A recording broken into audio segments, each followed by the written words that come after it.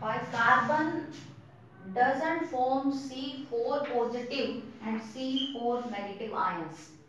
C4 positive means cation. It means carbon loses 4 electrons. As we know, carbon Kl, carbon 2 4.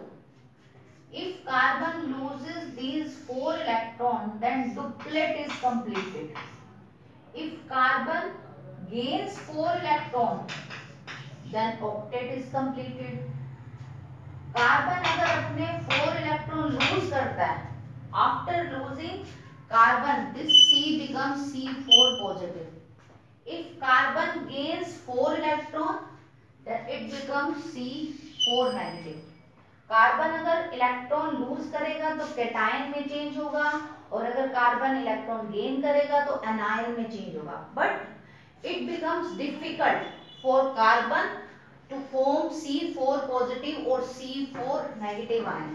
It means it neither changes into C4 positive nor changes to C4 negative. ना तो C4 positive यानी cation में change हो सकता है, ना ही ये C4 negative anion में चेंज हो सकता है. It is due to two following reason. First one, when carbon changes to C4 positive.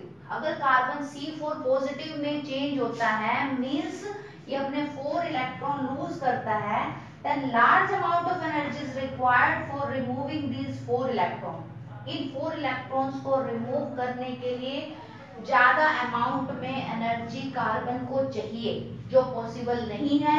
इसीलिए जो कार्बन है वो C4 पॉजिटिव आयन में चेंज नहीं हो सकता.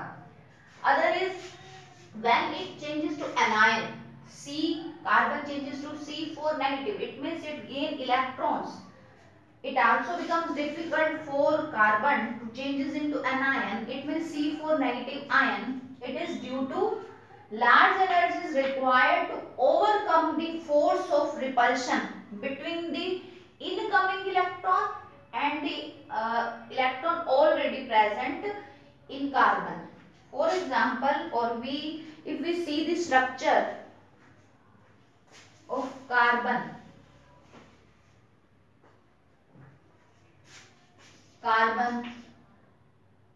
this is nucleus, positive charge present.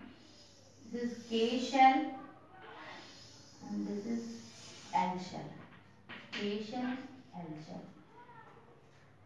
In K shell, 2 electrons, and in L shell 4 electrons. These 4 electrons 1, 2, 3, 4 is already present in carbon.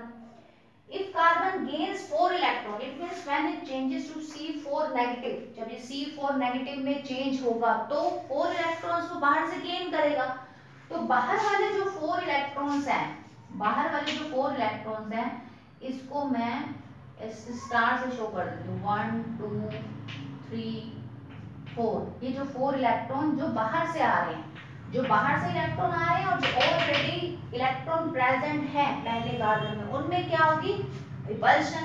क्योंकि electron में क्या होता है? Negative charge. तो इलेक्ट्रॉन जो ऑलरेडी प्रेजेंट है और जो बाहर से इलेक्ट्रॉन आएंगे, उनमें क्या होगी? Force of repulsion. तो उस फोर्सेस ऑफ रिपल्शन को कम करने के लिए ज्यादा अमाउंट में एनर्जी चाहिए. Large amount of energy is required to overcome, means खत्म करना, overcome the force of repulsion between the electrons already present in the carbon and the incoming electron, जो बाहर से आ रहे हैं और जो ऑलरेडी प्रेजेंट हैं. तो उनमें फोर्स ऑफ रिपल्शन को ओवरकम करने के लिए ज्यादा अमाउंट में एनर्जी की जरूरत है, वो भी पॉसिबल नहीं है. तो ना तो कार्बन C4 नेगेटिव बना सकता है, ना ही C4 पॉजिटिव बना सकता है. C4 नेगेटिव या C4 पॉजिटिव अगर वो बनाता है तो इट मींस वो आयनिक बॉन्ड बनाने की कैपेसिटी रखता है.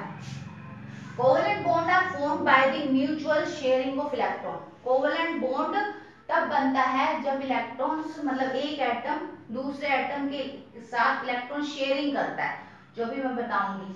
और आयनिक बॉन्ड में क्या होगा? एक एटम जो है इलेक्ट्रॉन देगा और दूसरा लेगा. इट मींस एक डोनर होगा और एक एक्सेप्टर होगा. जैसे कि NaCl है, सोडियम क्लोराइड। अगर हम सोडियम क्लोराइड की बात करें, NaCl की बात करें, तो इसको हम देखते हैं Na पॉजिटिव, Cl नेगेटिव देखते हैं।